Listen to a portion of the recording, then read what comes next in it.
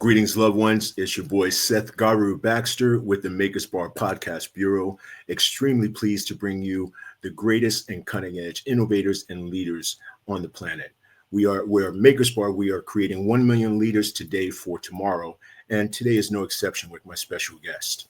She is a leader, a serial entrepreneur, a speaker who specializes in the deeper aspects of leadership and personal fulfillment.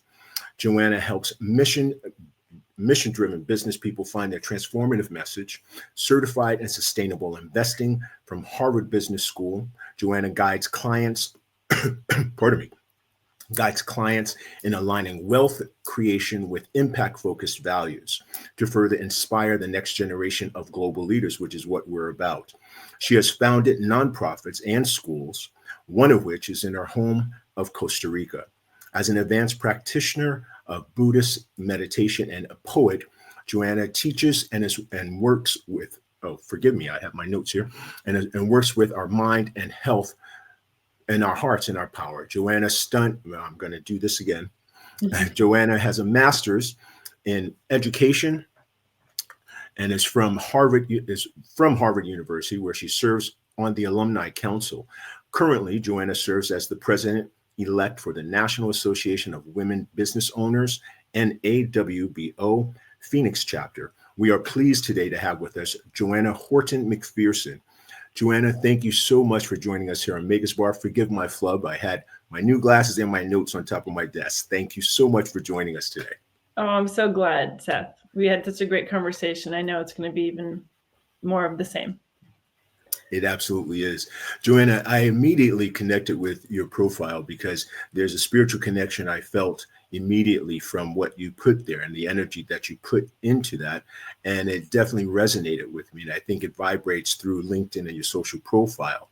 Now, what I'd like to do is have the people get to know you a little bit. Tell us about where you hail from and a little bit about your beginning.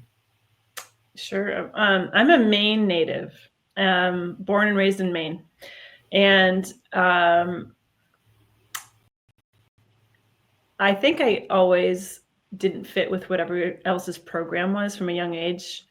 But partly that was me thinking I was not doing things right from like age 9. I didn't speak in the classroom. I was always embarrassed. I didn't want to be seen. And my path changed when in high school, right around the time when I was so embarrassed about, like, I was being a teenager, I was starting to get more friends. And I found this group that came to our school one day in my geometry class. I was 13 years old. They did some performances about bullying, dating violence, discrimination, bias, prejudice, oppression. These are terms that I went from out here in the world to personal. And they had kids come up and interact in these skits in the room and like, why don't you step in and play the role of like the victim or the bully and try to see how we can work these things out. Seth, that took my life in a new direction. I joined that group because it's teens and adults. And I started at age 13 touring around the state of Maine, doing these workshops and teaching about prejudice and oppression and inviting other people to do interactive theater. And then I made my whole career out of that. And it changed my life partly because, as I mentioned, I didn't like to be seen. But the actor's job is to tell a story and be seen completely to the point where you're transporting your audience. I did not know how to do that. So it was very difficult. It was like being in the boiling pot for me. And my path went from there, but that was really where it all started. Well, at 13, to be able to have that encouragement and inspiration to begin touring the whole state of Maine, I'd imagine that would present some challenges just being 13 and feeling that gift already present with you. Yeah. There was a lot of self-loathing that I'd come through even at 13. So what I didn't say was when I was 9 years old, I had braces and glasses at the same time. I'd had all these teeth pulled And I had so much self-consciousness and like metal here and metal here. And I remember saying to my parents, I'm like a lightning rod. And I just had so much self-loathing that years later, right around the time of turning to a teenager, I went back and cut out in family photo albums my face. So my parents were left with these photos with me with a circle of my face because I just hated myself, Seth. Where do you think that came from? You know, that fear of being seen that I talked about. Yes. I mean, I became a professional actor, and it all sort of starts to come together because I've been a dramatically, emotionally responsive, reactive person all of my life. Even from a young age, I remember I felt like I just knew it should be happening. And I did not have control over my life. Very few people actually have control, even if we think we do. But I really wanted to be able to influence my environment and my life, and I couldn't. Partly being a child, partly being the way my family was. I was angry a lot, you know? And that, speaking of the spiritual, and I heard you asked to talk about this, I went to college and had come through some really dark times in my teen years where I didn't want to live. And there's just so much stuff that you don't know what people's stories are. You don't know what they carry. And I looked fine on the surface. I was getting A's and B's and I was doing this and that. And like part of the thing, and I worked a lot with teens mostly through my career, teenagers are still so we share that. Yeah, still so impressionable, but also can hold real conversations about the world and are no longer here, but they're starting to look into the world. And so there's this beautiful tenuous time where it's like you really have to hold the complexity of the journey that they're on, that they're not showing you. But it takes a special space, and especially comes to future leaders, to give young people a container for holding all of the emotions, the changes, the aspirations, the fears, the self-doubts, all of this to be allowed to be that way. I didn't want to live at a certain point. I think I found those containers like the theater group I talked about, which was a saving grace for me. But when I got to college, I sat in the counselor's chair for the first time. It's like, I need help. And I just sobbed. I just cried for the whole hour. I mean, I just remember letting out so much pain. And I knew I needed something. So I studied Reiki. And that's an energy healing. I like to think of it, for anyone who doesn't know what Reiki is, it's simply meditating with the desire for healing and love on something. And for me, it was on myself. And to relate to the self, not from pain and self-loathing, which I think I had, not because I wanted to, it's just how I related to myself. To relate to myself now with a desire to heal that and to love myself. It's a path that I set myself on that I've been on since then. And it's not like you get it all figured out, but it's certainly a better relationship than wanting to disappear. So if I may, backtracking just a bit, it wasn't until college that you recognized some of this self-reflective self-loathing, and that was the opportunity to release it? That's a really great question. Was it earlier? I definitely recognized it earlier, and I was in a punk band. I was writing poetry. I was an artist. I was a potter then, doing ceramics, and I still am, and I'm still a poet. Those were my avenues, and the arts can be. We were talking about jazz before we started recording. The most powerful spiritual practices, if you're not meditating, I think, are the creative arts. Dance, cooking, even can be creative. Ceramics, painting, all of that for me were channels for healing before I had the language for, oh, I'm suffering. It was just a way for me to process things. So I would say the arts were my preliminary venue for healing without it being a conscious path for healing. And so is this where this work started to lead you, that you wanted to teach how to self-heal to others and to recognize some of their own transformative healing powers? Yeah, absolutely. I think the early theater group I described, I went on during college to come back and teach the young people who are now years behind me, younger, coming up, and leading workshops around understanding. I mean, this is a bunch of mostly white kids in Maine who never I mean, I did not have a venue for understanding, like the word being a white person was just not something anyone talked about, except in this group, to say, if we're going to go out and talk about discrimination, prejudice, oppression, systemic racism, all these things, we have to understand our own, we have to locate ourselves in this conversation and know that you have a perspective. You have I love that. a Love slant. that you brought this. Yeah. And Yes. Yeah. you are like, you identify yourself. Some people you might say, oh, that's a white person. They don't identify as white. Their family has different ethnic background and that's their identity. So you don't know what everyone identifies as. So the part of it is knowing what your identity is. And that doesn't necessarily mean racial identity. There's gender, people who are, poor, grew up poor. And that's an important part of their identity because it's vulnerable. And you're going in talking with people about their vulnerabilities. Man, what a deep space to be able to own all of who you are, not who you want to be, but what you've come through.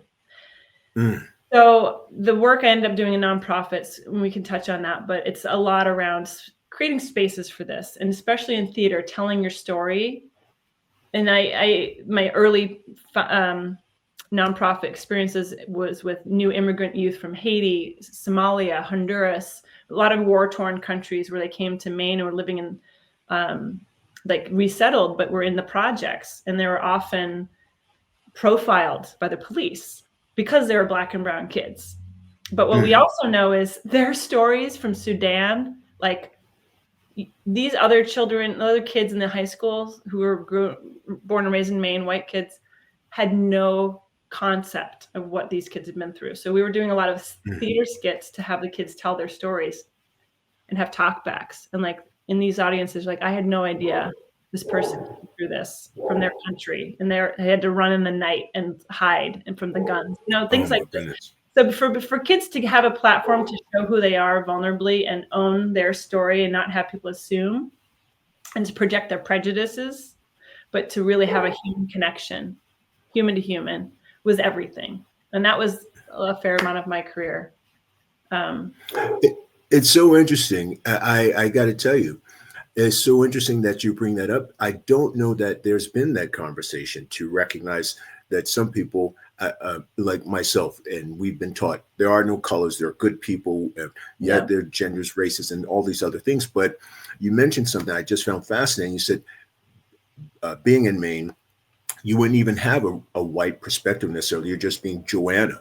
Right. And so there wouldn't be necessarily that understanding. So it's so fascinating that spirit already guided you, that your work was going to be with racially diverse people and bringing some of that type of healing to others as well. I just find that extremely fascinating and helpful.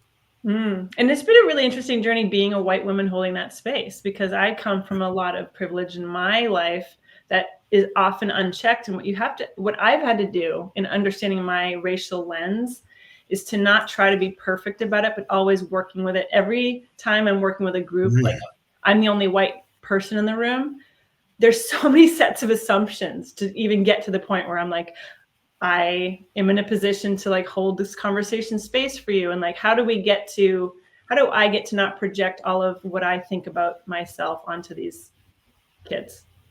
And this is such a great conversation. I did not expect this. I love this. But I really didn't. This is fantastic. I did a little bit.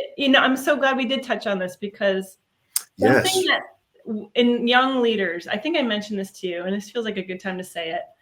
As a committed anti-racist, I can only work in my own life about it. I can only start here.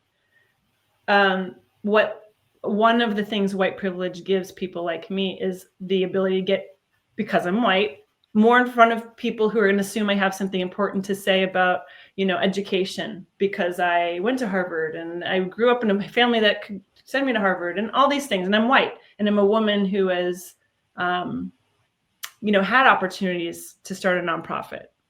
But here's what I also know. All of that doesn't matter if I'm not actually checking where I'm coming from in myself.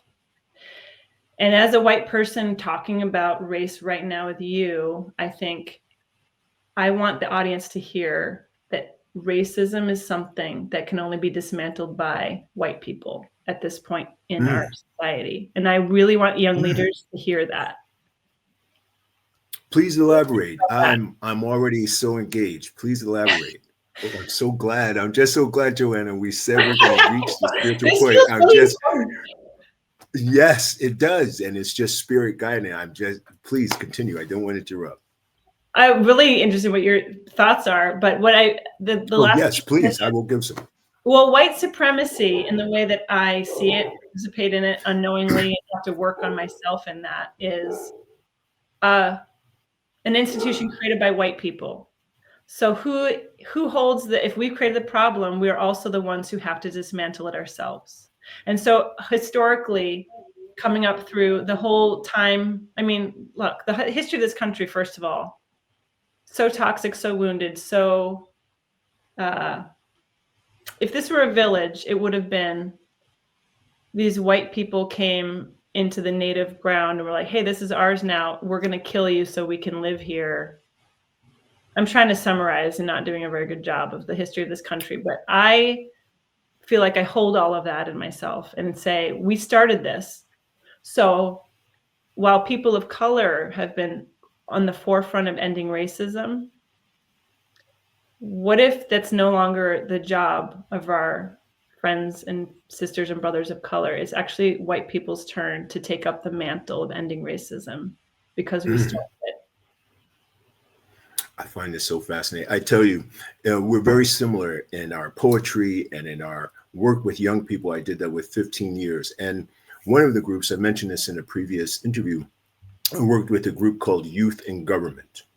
And in Youth in Government, I was charged with, from my boss at the time, I'm a young man. I come into this group of all these guys in their 40s and 50s, and they are thinking to send their children to this program where they learn about government and ethics. And here's this young 22-year-old with extremely wealthy kids.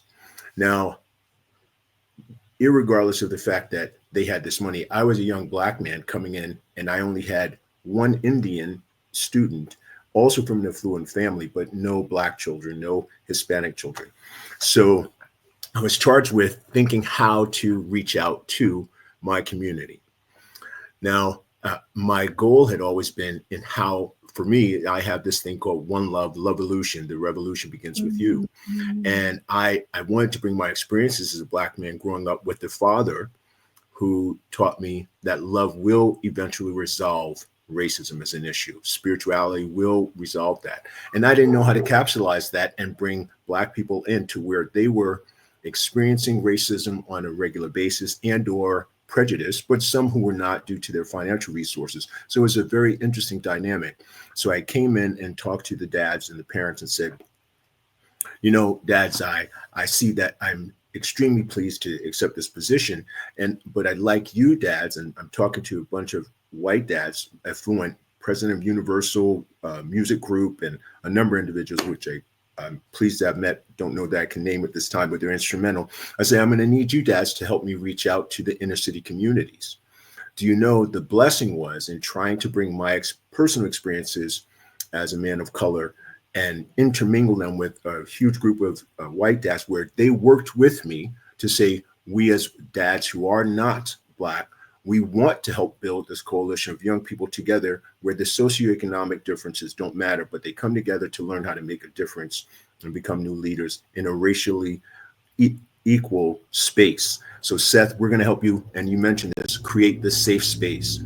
Do you know, they went out there and helped me to recruit in the inner city in Reseda and in LA to build a group, a network of young people that wanted to work together and bring harmonious conversations of racial diversity. And we started what was called the One Love Coalition, where it was Black students, Hispanic students, all working together. And we became known as the One Love Nation, because the goal was, it was a safe space for Black kids who didn't have money, Black kids who did have money, white kids who didn't have money, white kids who did have money, Hispanic kids. It became a group, a harmonious group that said, we're making a change by getting along from all different backgrounds. And that's how I learned my vocation was, as a man of color, having a dad who he was walked 12 miles, you know, the old stories in Black communities. I walked 12 miles to go to school on a bowl of oatmeal. And that was my dad. And having that experience from him in light of that, that was what became my vocation, to engage in conversations that were foundationally built on love, but were to also help to bring conversations about racial inequality, but also racial equality, and create that space. So that had been my journey. I didn't know that the journey would be taking place where I would go into places where other Black men were not allowed or not had been before, to bring these groups and these conversations together. But it continued to build, and the group continued to build itself across California, and the friendships that have developed, they're still there. So I just told this story with Dr. Macon. She is another great woman has a book about empowering women and some of these conversations. But I guess I said all of that, and I might not be doing the greatest job to say, I didn't know the power I had as a man of color to bring racial harmonious conversations to a diverse group of young people where typically only white men have brought that conversation to them.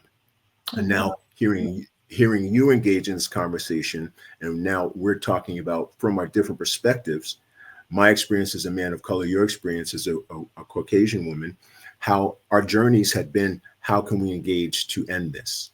And it has impacted my life in all of the areas of my career. And I found that my perspective as a man of color was an interesting one, because I've been granted access in spaces that were historically not permitted for me to engage. And they all have been blessed conversations that had grown, that there was something we can converse about without arguments. And we really all want to make a better place. And that was in creating some of the leaders. So that was a long story to say that our missions have been on a similar pathway.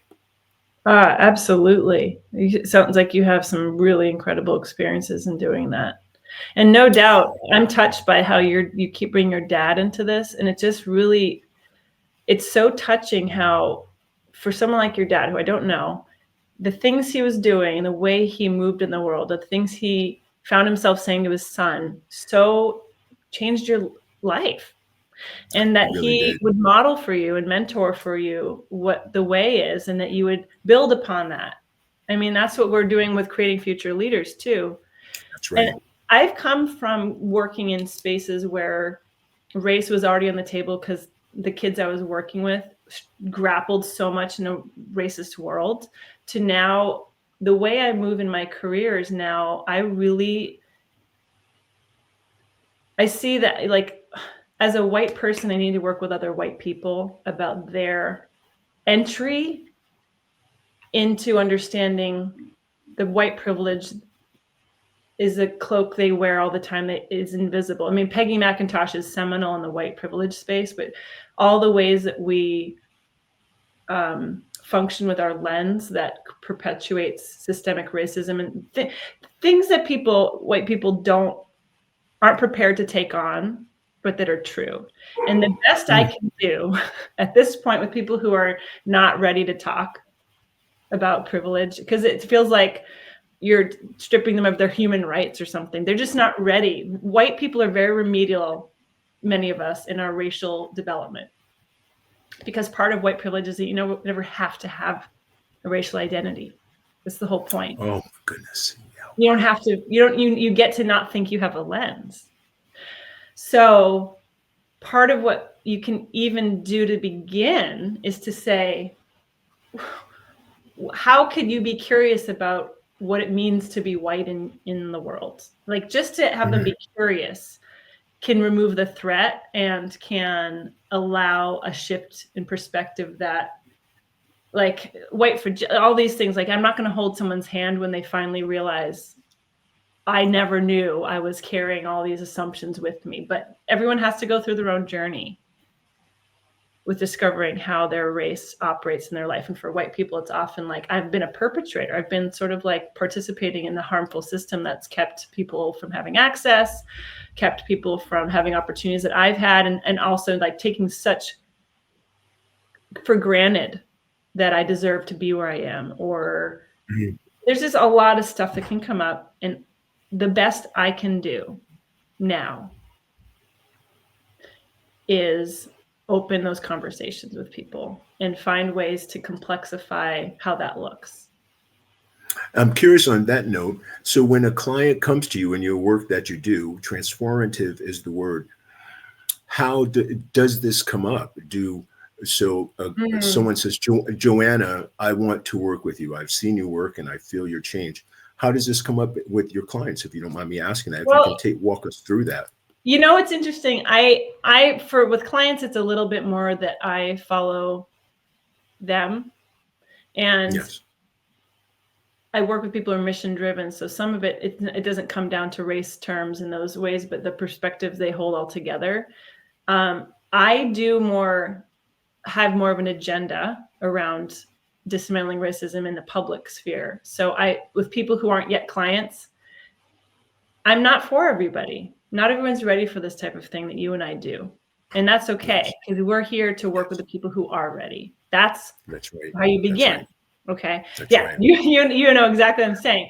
Oh, And yes, I do. I was at a table the other night because I work in investing. I love straddling lines where like progressive people like me are really good with everyone except for like Trump Republicans. And I'm just going to open everything up here. And, evangelical Christians, for example, like we're fine with everyone except for those two.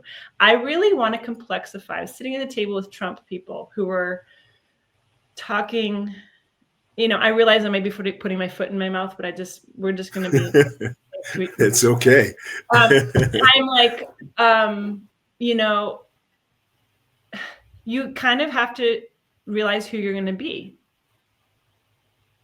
When people start to talk about Trump and they assume you're with them, I'm like, I'm going to let this be really complex for this person, because part of the Trump world is white supremacy is having its moment again in public venue on stage. And like, everyone's like, yay! And that's what's scary for a lot of us who are like, what about all this work we're doing? So when I start to talk about my family, I have family not by blood on this Native American reservation where I spent a lot of time over the years. There gets to be some complex conversation with. They get to discover a white woman walking in territory they have no idea about, and whether they're going to be curious about learning something they don't already know, or this is going to be a non-moment. So I find ways that I'm not going to say, hey, look, I voted for Harris, you voted for Trump, this is what you're dealing with, let's come head to head. But how can we create invitations to be curious about each other, and to have, again, for this Trump Republican, talk to me and be curious about something beyond what he knows, is the best I can do. Because what I'm inviting him into is what it's like to walk in a world that's not white. Being a white minority on a reservation, he wasn't interested. But this is the type of thing you're going to introduce to other white people, ways to be curious about themselves through my journey. Just making sense? I think so. I'm curious. I want to follow up with that. It's making so much sense that I want to ask you. So how do you know with this particular person, how do you know when the wall is breaking down?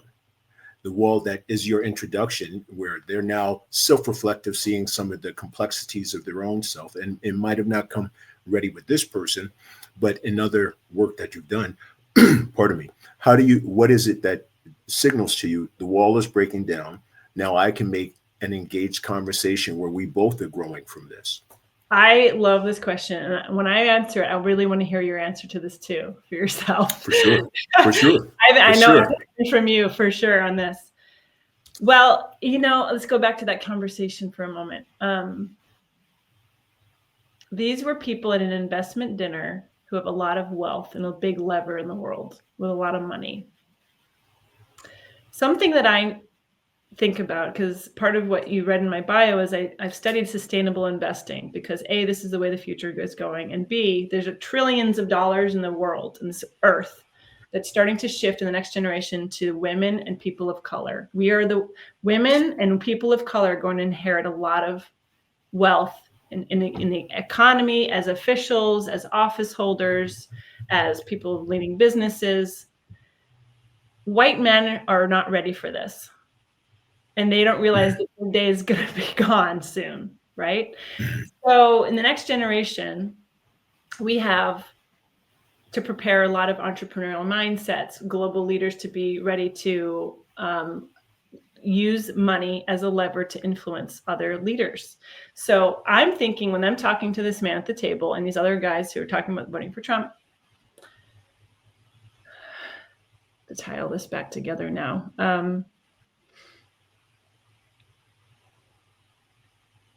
You're looking for the signal where you see this is my doorway to engage in where we both meet at the bridge, where I see now we can have a conversation where it's two spirits in human bodies. Now they're on this side and they have this animus. I want to show them, speaking as a person who's anti-racist, here's where now we can meet and engage in a conversation that's blossoming for both of us.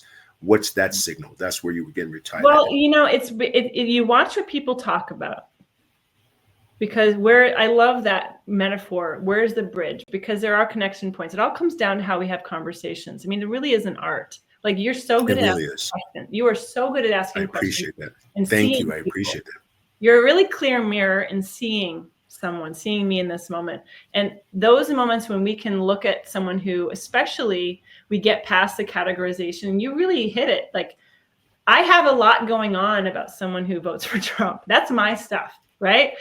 But this is another person on his journey, in his lens, in his life. And so this gets back to, like, how can we better see that we have a lens? And that is really a goal that I have in finding a bridge for there to be like, there's more you don't really know about yourself. And by the way, me about myself too.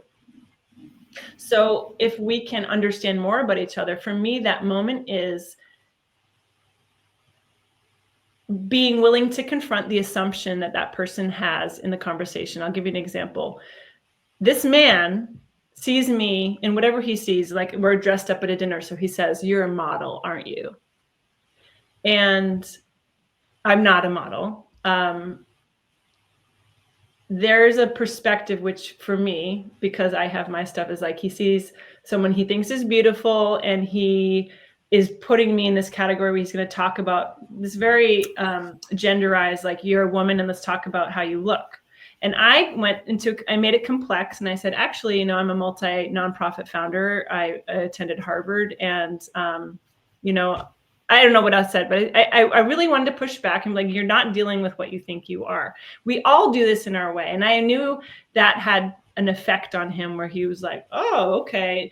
Now are we going to get to the substance of what we do in the world? Now is this person going to ask me questions to follow up, like, well, how does one start a school? So it's their engagement with you that gives you the signal. Their next form of engagement with you, you hear that your spirit connects with that and says, oh, I see the open door here. So you feel it. The trigger for you, or the signal, is you feel the next engagement. That gives you your signal. Yeah. Don't you think if you show someone something they don't know, they lean into it? Oh, yeah. That's what I was going to answer you. Or they don't. Or they don't. Oh, yeah. I think that's what we do over and over and over, is find the places where we can see them for who they are. And I ask this person questions, and then be seen, and see if someone's going to willing to learn something new about, you know, this person may be a woman who I think is just, you know, one thing, but she's got multi-dimensions, and am I willing to see that? Because this is the whole thing. If he's willing to see more dimensions in me, he's willing to see more dimensions in himself. And he'll give you that signal through his next question or his next statement. Don't you agree? Yes. Okay. Now I completely do. What is your answer to that? What is that point? I just was going to tell you. So, you know, for a long time, how I've been able to engage with people, I feel them and feel their spirit as music, as a song. And so when I meet someone, I hear a song or a melody. That to me is that spiritual vibration that we feel. And when I hear this certain song that comes in my head, I start to say, okay, so this is like this tune, and this is like this melody. So prime example, I went to school for behavioral research, looking into how to work with autistic young people and decrease negative behaviors. I had gotten a promotion as a supervisor. A dude came in. He was Caucasian. His family was Caucasian. They were from, I want to say Texas. I'm not quite sure. I got to remember, but they've been living in California for a while. And he doesn't mind me sharing this story because we're great friends. It's some years now. So he came in to interview with as I'm a new supervisor at this behavioral research facility. So he told me point blank after he interviewed with my boss. They gave him the job, but they said he was going to be working with me. He came in. I introduced myself. Here I am at this time. I have a mohawk, but dreadlocks. And he didn't expect it, and I could tell. So I introduced myself, and right off the bat, he says, I got to tell you, I'm going to be nice, but I'm not sure I can work for a black boss. And so I heard his song, tuned into his melody, and the bridge I told you about, I always said, meet a person where they're at on that bridge, meet them where they're at, and then you'll be able to explore the conversation. So when he told me that, I said, you know what, that's good. You haven't worked for a black boss before? Well, now you are. How about we become friends? He said, I don't know if I'm able to do that. I said, you know what? That's okay. As long as you were honest enough with me, I could be honest enough with you. I'm not going to give up on us having a great relationship. So he triggered his head a bit. And that's when I knew. He triggered his head because he expected me to come back at him with, you bad, you white, I'm black, I'm good. But I engaged him to say peacefully and meeting him where he's at, that's okay. We're going to find a way to get through this. So he gave me some good rough challenges about a month or so. His dad came to pick him up from work. I think his car was broken down. And I opened up the door and greeted his dad. And his dad said, yeah, I'm looking for the supervisor and for my son, Kevin. And I said, well, I am the supervisor and your son is in the back. And his dad goes, you're the supervisor, but you speak well. I said, I know, you do too.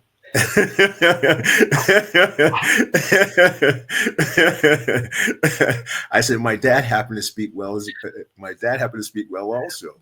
Yeah. Wow. And so he was so surprised. And I said, or he said, can I sit down? He sat down and the dad said, well, so you're his supervisor. I'm surprised he's still working here in his 2 months. He said, that tells me something. You must have something he sees. And I said, there's something I see in him also. Again, I'm seeing inside him the desire to connect. And even though he hadn't had this experience of being under a black man as a supervisor, his dad said, I'm going to take a shot. I want to invite you to dinner. His son, Kevin, was coming in and said, you're inviting him to dinner? You're inviting him to dinner? His dad invited me to dinner, met his mom and dad, and we sat there and just talked. And all they wanted to do was, we don't understand some of these things. Do we have a safe space just to ask? Okay. For me, that was a full open invitation to say, let's engage. We ended up becoming, having conversations on a regular basis. I was willing and they were willing for both of us to learn. Wow. Kevin ended up marrying a black biracial young lady, Filipino and black. That was an amazing thing in itself. But when they had their first child, he said, he told the story to somebody. He went into a different area of business and he said, I had to be willing to hear someone else be willing to give me an opportunity to feel safe. And that's when I also knew. And it was with that sometimes, and you've been so great about saying this, I really enjoy this, creating safe spaces for conversation. Wow. And it's in our willingness to do that. So for me, the signal is, it's a tilt in the head. It's you see a physicality. And I must say, in some of those experiences, they took me back, but it was also ready that I was given safe spaces. I also want to create safe spaces. And so I look for physical signals. And so there's a physical signal that I see engaged in conversations that help us to feel both of us in a safe space that we've created. That's how it was for me. That's incredible. That's just amazing. It's a blessing. I've never thought of that way, but it's so true that, because, I think of that, he holds this, and this is my lens with my white stuff, that he holds this like responsibility to step into the conversation and be willing to be unsafe. Because I think, this diverges into what white people do. They feel unsafe immediately when someone brings race to them. Yes, and Immediately, that's perfect. That's perfectly put. They do, right? and I've engaged. Yes, that has And been an experience of mine. yes, and I think so I think of it as like to make any progress in oneself, we have to be willing to step out of our sense of safety. But you kind of flipped Yes, that for me, Seth, because you so created a safe space for him to feel willing to get out of that. And here's another thing with this whole situation that I hear. It's so nice for him to lead. You might not agree with this, but so much of bias and prejudice persists because white people think they don't have it. And him saying, I have it, is sort of refreshing it was. because it's on the surface, right? And then you can handle it Yep. and you can name it and you both could address it. And it's like in the air. It's not something that everyone pretends isn't there, which is, it's a lot more work to bring someone along to be like, what if maybe you do have prejudice and it's not your fault. It's just like we all grew up in this society. So like we all have to reconcile with that at some point. So it's kind of nice that he, in a weird way, for me, it's like, it's a gift that he was willing to acknowledge that he was racist. And you're like, it's okay with me. I'm going to work with you, buddy. Like, I'll be, And I think that's it. wow. Yeah, and I think that's it. Part of what it was okay for me for him to be that honest, and I don't even know that he didn't. I think he might have wanted me to feel intimidated, but more importantly, he wanted me to know where he stood. And that's okay when a person could be honest and they tell you it now becomes the burden of the recipient. If a person tells you where they're at, and it's like the Maya Angelou expression, when the person shows you who they are, believe them. I just watched that video When this morning oh, spirit led, yes. with And Oprah so sitting on a I'll bed. take it. Yeah. Go And ahead. so I was okay. I was okay because what he also didn't know, and for we as Black men, we have to also step out. And that's what my dad taught me, because that is also, God has given us the strength to feel safe even in your fear. So sometimes with white men and Black men, and as I find the dynamic with Black women and white women is slightly different, and could be due to our genders to some extent.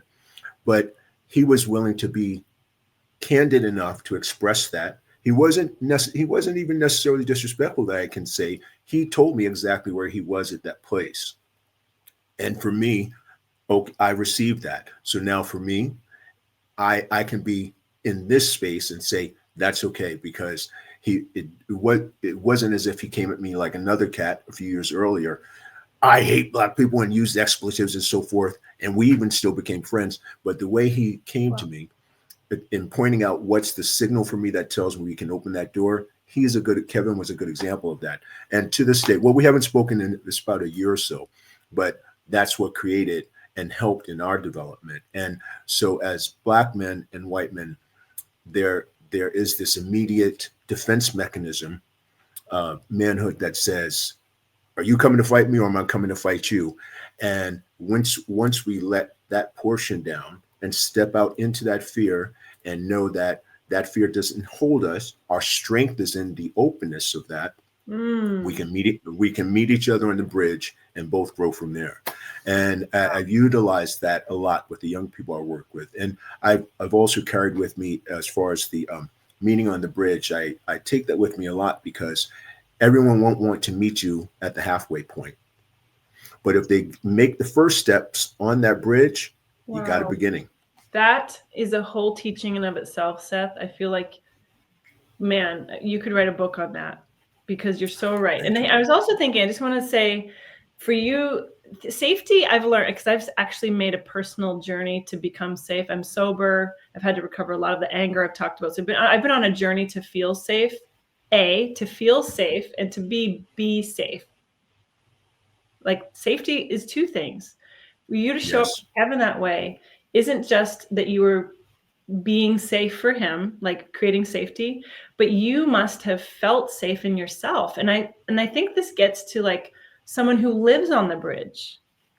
Yes. who does the work to be to feel safe in yourself. That's like, so many of us walk around, we never know where someone is on their journey with That's right. themselves and how strong they feel in themselves, right? How clear they are on who they are, and more importantly, who they are not anymore.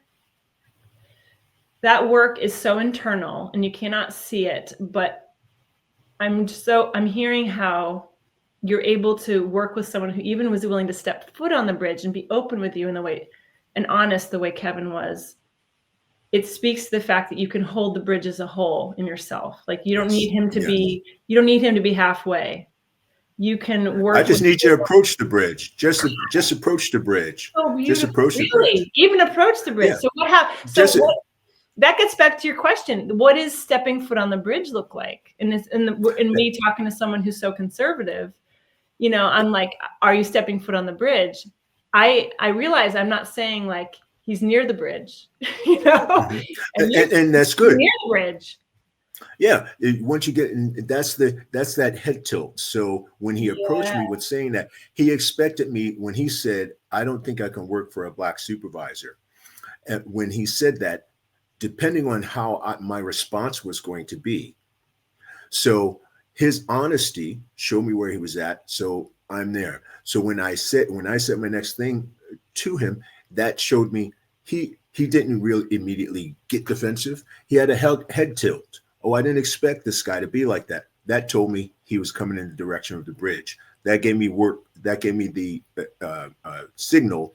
We can work with this. We can engage further. Yes, the head tilt indicates something important. It's curiosity. It showed me he was curiosity and without defense. Yes, without defensiveness. There's no wall there, or he's willing to. No, the wall was there. Okay, the wall was there. The wall was there because he saw me as a Black man. But the head tilt, and again, that melody I heard in the back of my head, that vibration, I could see he's not immediately pushing back. He's still having open dialogue. He shared with me, how will I receive his honesty? I think if we're thinking internally, spiritually, how do we interpret each other's honesty? And he wanted to see how I interpret him honestly expressing his feelings. I don't think I could work for a Black supervisor. So how would I take that? Now, I could have been, well, get the hell out of here. Yeah. Or I could have been, oh, well, I'm your boss. But to me, it was more so, okay, so we can work with, I received it as he was honest with me. I'm going to share with him, and I'm already going to love him, because that's the other place I come from. We already have to love. We already have to love. Even if it's a Trumpster or a Harris person, I feel God has given us this great ability to love already. You don't have to know them, or you can know they're a horrible person. And it's not that I say we automatically love Hitler, but is if you automatically love a person already where they're at, you start in a whole different foundation level. So people, I've been called the N-word many times in my face and assaulted and all of that. But if you start from that place of love, it breaks down so many walls already, when you might have to feel, I might have to defend myself, but I know I'm starting here from love. When you start at that place, it just loosens up so many doors. It unlocks so many doors, rather. And I've lived my life this past 30 some odd years, where I felt that was what my vocation was. That's also why I sense from you from the first moment in our briefing, you already come from a place of love. You wouldn't be an anti-racist. You already come from that place. And when we start from that, I think in particular, considering the election and how things are as they are now, we have to go back to that, already start from love.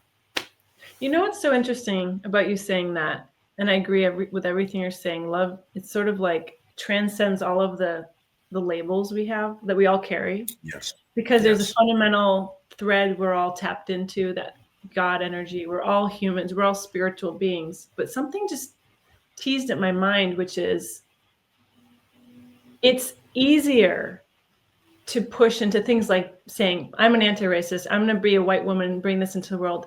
It actually gets to be a place of expansion, because if you know you're about love, you hit it. Know you're about love, people recognize what you're here to do.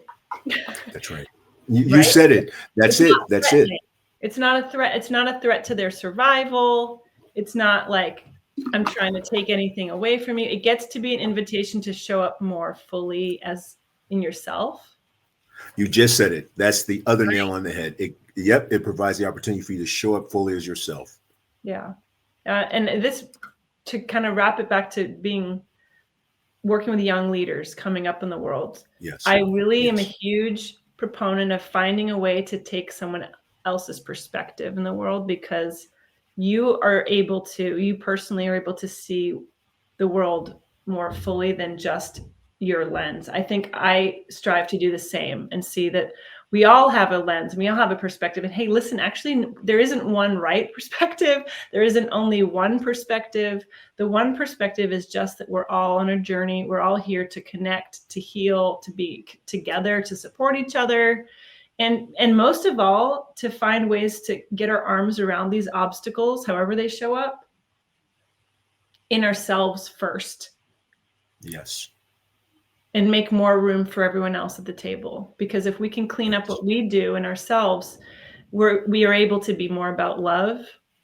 Yes. And be more safe. And then everyone else has more room to be with you too. And it's more genuine. I'm getting a little esoteric here, but I'm really resonating with what you're saying. And I think people will resonate with it as well, because I feel the vibe of that. I'm so curious. I want to ask you, so sustainable investing. Let's talk about that a little bit, because I just find the term itself completely fascinating. Yeah. Where do we enter into it? The energy, this goes into the economy and how it goes from economic, engines and the energy companies and how they're mining, minerals out there for our cell phones and all these things, down to our daily life and having cell phones and what we practice and what we engage in.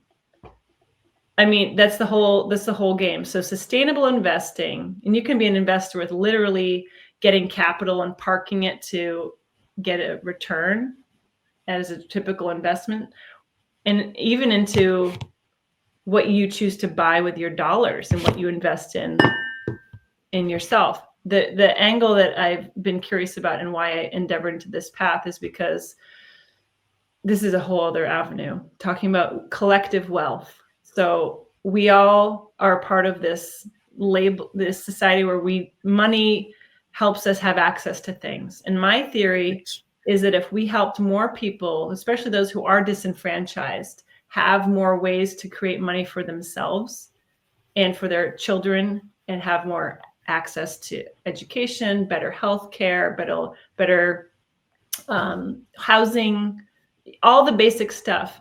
Money is a vehicle that all of us, as a human right, you're entitled to access and opportunity.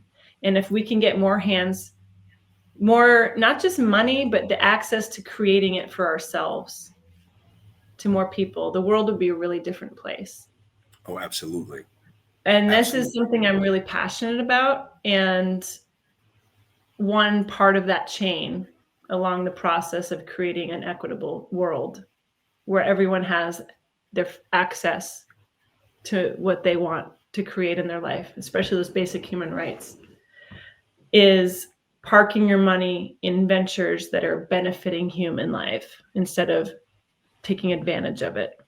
And I am especially interested in how we can not just be capitalists, where what I invest in benefits me, but benefits the people who are producing it. So if I'm an energy company, the profits also need to be going to the people who are mining. So the producers of that thing need to be benefiting for this to work. I get that too. Okay. So it's always taking care of each other, so we all grow from here, and we all can have the profit from this investment. It's mutually beneficial for all of us.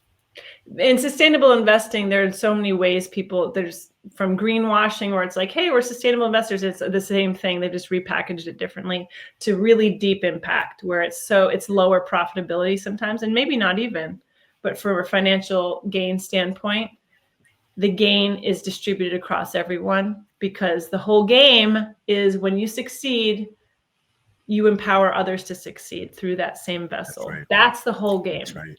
And that's It what really is. that's what it's all designed to do. And it's It also really like, is. what is the world you're trying to create? Is it to line my pockets and it's just about me? Or is it, I am you and I'm only as healthy as the person who's suffering the most in this world? And that's, I can't separate myself. My energy, you're the same, Seth. I can feel it. You feel what other people feel. And the world is so hurting. And it's like, where am I going to participate in this stream of healing?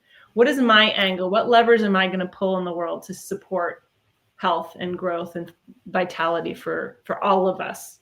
So money is a huge lever. I mean, these billionaires in the world, they've got levers at their hands. That part of why I do what we're doing now and getting out there and talking is I want to help influence how these levers are pulled now and in the future with leaders. So they're like, I'm not going to pull a lever to be capitalist. I'm going to pull my billions of dollar company, future leaders, to really have a profit sharing model the entire way through the entire chain. That's what the world needs more of. Absolutely. I think that's very true. Now, I'm very curious, what a young lady, or for that matter, since we're talking all of us, a young person, what would you say is integral in them finding their pathway to their business or to what their end goal is? What would you say is, if they said a young person comes to you, 16 years old, I'm looking for my pathway, what would you give them as advice on how to discover their pathway? Well, first, it would be really good news that they're asking that question, because oh yes, wait, bravo, right? Good catch. Because one of the first things you have to do, you know where we're going with this, that one of the first things you have to do is step off the blueprint that we were handed a long time ago that we never consented to agree to, which is usually be part of someone else's system. And by the way, is the system benefiting all of us? Usually not. And I don't mean to be critical of the public education system. I'm a product of it, but it's a lot different now. And it was also designed to create factory workers back when it was created. So for someone to say, help me get on my own path, you're going to be fine. That's the type of thinking we want, is to think independently. Yes. If you can think independently, you're going to be fine. So that's the hugest hurdle. So then I would say, what do you love to do?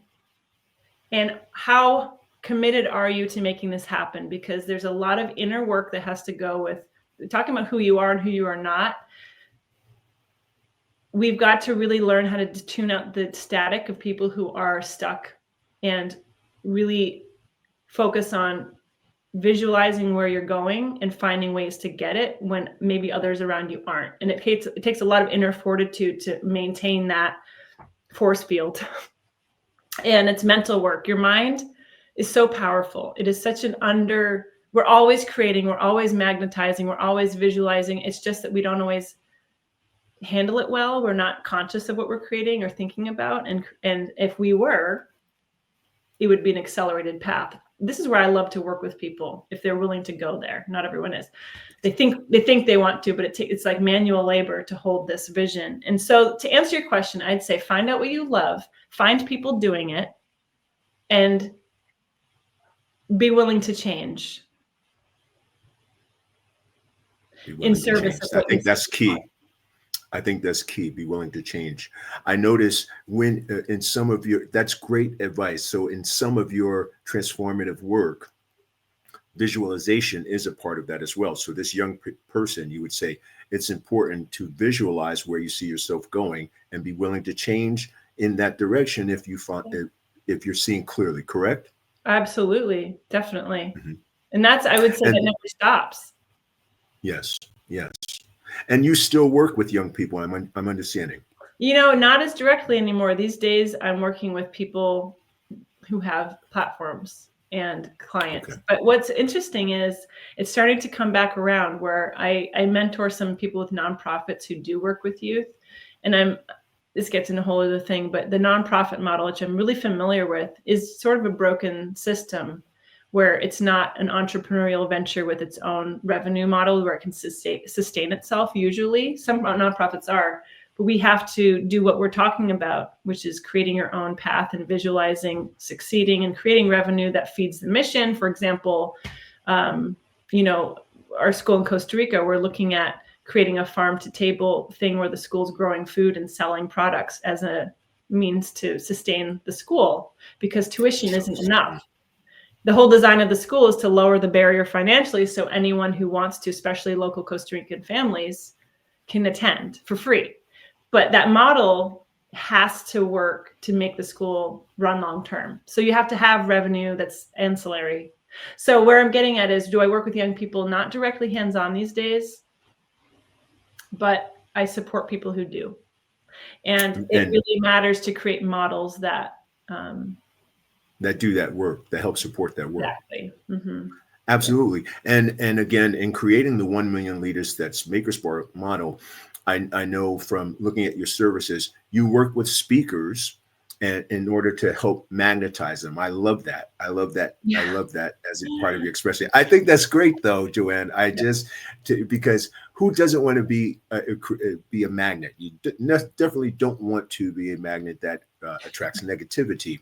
But in what you said, I love that term, because as a public speaker, yourself, myself, having done that, we know it can be really nerve-wracking. And then if you're in a position of authority, public speaking is a part of those duties sometimes. So explain the magnetization. Sure. Yeah, the whole joke of that is that we're all, just like I said, we're already all magnets anyway.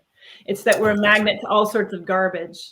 But we're all, because we're all a life force, we are a gravitational force unto ourselves. But what if we got to decide what we're going to be attracting and what we are going to be done with? That's it. That's the key. That's what I was trying to get. When I say magnetic, I mean, what are you being magnetic to? You want to be magnetic to the people you want to serve. That could be through your business, but also can be for the leaders you want to mentor. It can be all manner of things. My whole game, the reason I think it's transformative is because we work with the obstacle. First of all, you make your obstacles visible, because a lot of us, to cope, are willing to overlook things. I am, you are, everyone has unconscious ways we don't work with some stuff in ourselves that feels too big or we're not ready to. But we all have our stuff because we're humans, right? The transformative piece is when it's harder to ignore and it starts to be in the way. How can I let this obstacle that seems like I'm stuck, or I'm too afraid to be on stage, or I feel like imposter syndrome, or I don't value myself enough to really make the business be what I want it to be and charge what I'm worth and all these things, gets to be where we talked about this, having the strength enough to hold this problem and get your arms around it and let it teach you what you want it wants you to know about yourself, because it's actually you.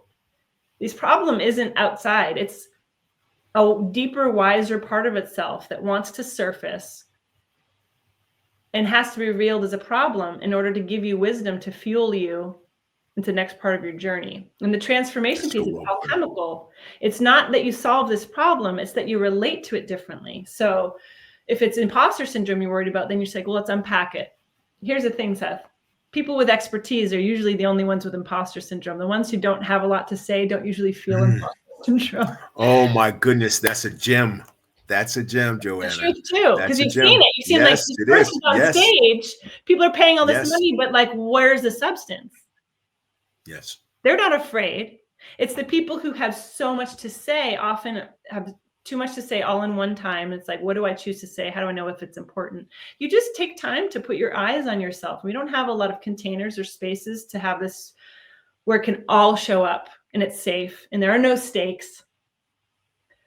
But it's like pressing the pause button, but like, I'm just going to take an inventory here real quick, for even if it's a month, and just go through all of this and let me for once digest and get rid of all of that, cleaning out the closets and letting like only these key valuable pieces be where I come from now, and be really clear on who I am and what I'm here to do. And that in and of itself is the confidence that shows up on stage. I'm telling you, once you do that work to get clear on yourself, the audience recognizes it. When we sit in those seats, when someone opens their mouth, the second they start talking, you can tell whether they're efforting and they're trying to center on what they're saying, or it's natural and they're totally connected to the importance of what they're saying.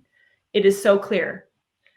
I agree completely. I agree completely. And that's the magnetic piece. So people are like, I want to Yes. become authentic. It's not a project. Becoming authentic isn't something you do. It's what you choose to let go of in order to allow what wants to be seen in the world to come forward. That's magnetic. That's compelling. So the whole work is knowing your story, where you came from, and what struggles happened in your life. And that's where the mess comes up, and it's safe and it's intimate and it's confidential. And then I was just doing this morning with my clients. Like, we don't go back into that stuff. We say, what are the valuable lessons I actually came through? I survived it. I'm here. I didn't die. How did I grow? And then you kind of extract one or two really valuable lessons that will serve someone on their journey who's back in that hard time. They're like, I need you to tell me that it's okay. The world needs people to share. I survived it and it taught me this, this, and this. And then Absolutely. when you tell those stories, it's from a totally different place of self-understanding and clarity in yourself. And if I may interject, that again goes back to when we're saying creating safe spaces. More people, like you said, that are willing to share, that in itself is creating a safe space for someone else who is experiencing that fear and or that obstacle, for them to feel safe to share where they can come out of that. I think that's part of that. Absolutely. And from a very hard brass tacks perspective, if that's your client and your audience, your client base, they already see the value in what you do. Absolutely. Because they're like, you are saying what I need. I need this. This is when people say natural sales. It's like, I want young people to understand there's not a lot of like tasks you need to figure out how to do, like some game. It's, you need to know what you do really well and center totally on what you're here to serve in the world. Because everyone's got a function. Everyone's got a version of genius in themselves. I'm so clear on that. Our society doesn't serve all of the forms of intelligence and genius. We have like 2 or 3 that we center on. We're like, this is a genius and this is a genius, but we have music. We have, I mean, so many. So we want people to find what lights them up in the world and how do they can, like you said, share what they vulnerably and create safety for others too. Right. Like if we did that all, Seth, that chain effect of impacting lives and sharing and opening and creating safety, one life to another, into the future would just change the entire world, I feel. Absolutely. But it takes people I completely agree. To just take on that work and be willing to step on the bridge. I'm so glad you embraced that. Now, Jennifer, I wanted to make sure people had a clear title of your organization. It's Joanna Horton McPherson Services, or JHM. Joanna, actually. It's funny you said Jennifer. It's Joanna. I said Jennifer. Oh, no. That's okay. Joanna Horton McPherson. That's just, I work with people one-on-one. I actually started a video course. I just filmed it. And so that's a way to work on self-paced and work with me weekly to do that. So, but I write a lot of content and I share a lot of this stuff. And that's a good way. Where can they find it? My handle is at JoannaHortonMcPherson.com on all the platforms. So yeah, that's where you can find. I got to say, I did check out in getting this interview, which I'm completely ecstatic about, and I want us to continue as well. But when I looked at your website, bravo! To me, it represented spirit. It represented welcome here. This is a good place you can test out. I caught what you were trying to put across. The website is phenomenal, and I think it gives everything that you want in people to feel from it. I got to say, anyone of our audience, please do check it out, because you can't help but feel enticed to say, this is something I want to check out further.